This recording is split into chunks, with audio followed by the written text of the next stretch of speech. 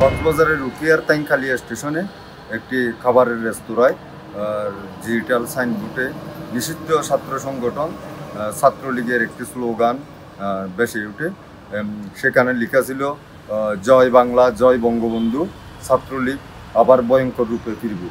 এই ঘটনাটি আজকে দুপুরে এর দিকে স্থানীয়দের চোখে পড়ে। উকিয়া পালংকালী ইউনিয়নের ট্যাংকালিয়া স্টেশনের সাইড হোটেল অ্যান্ড রেস্তোরাঁ নামক প্রতিষ্ঠানটির ডিজিটাল সাইনবোর্ডে এই স্লোগানটি লেখাটি তারা দেখতে পায়। পরে স্থানীয়রা এই বিষয়টি পুলিশকে অবহিত করে। পরে পুলিশ এসে ঘটনাস্থলের ওই হোটেল থেকে হোটেলের সাইনবোর্ডটি খুলে ফেলেন। পরে হোটেলের ম্যানেজার বেলাল উদ্দিনকে তারা পুলিশের হেফাজতে নেয়।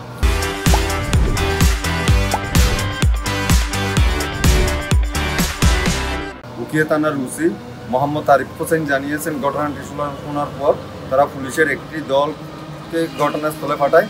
পরে পুলিশের দলটির সদস্যরা ওই হোটেলের সাইনবোর্ডটি খুলে ফেলেন এবং জিজ্ঞাসাবাদের জন্য হোটেল ম্যানেজার বেলাল উদ্দিনকে পুলিশ হেফাজতে থানায় নিয়ে যান বলে আমাদের জানিয়েছেন।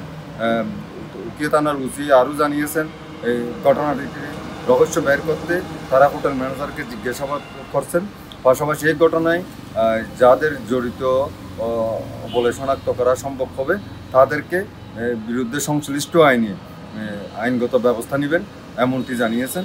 এ ধরনের সারা দেশের মতো যখন উকিয়ার রোহিঙ্গা ক্যাম্পের পাশের স্টেশনের এই স্লোগানটি বেশি উঠে, স্থানীয়দের মধ্যে কৌতূহলের পাশাপাশি নানান রহস্যের সৃষ্টি হয়েছে এবং এটি উকিয়া সহ কক্সবাজারের ব্যাপক চাঞ্চল্যের সৃষ্টি করেছে।